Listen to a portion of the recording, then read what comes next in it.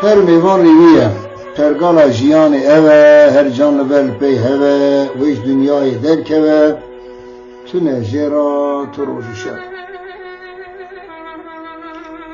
Ev dünya vari dinaye, en baş fikrin kimaya, herkesi be rojakhaya, beteni nemir ev hadaya. Kan Süleyman u İskender, kan Nemrut u Goth Nasır, dudu İslam, dudu kafir, beteni navi wan maye.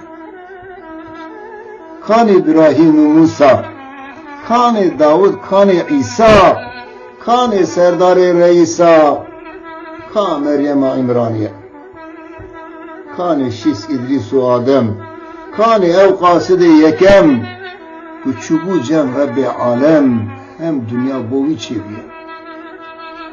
Kâne ev Haman u Karun, behad hesab devlemend bun, li serveta xwe evle bun, bitene navê wan maye.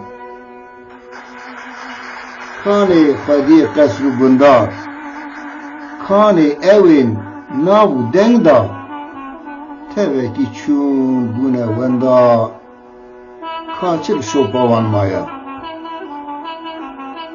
Tişta min ji dunê fêm kir, ev yine min lê jiyan kir, xwezî bi wî yê reb nas kir, yê Tirkî wî nequl bûye.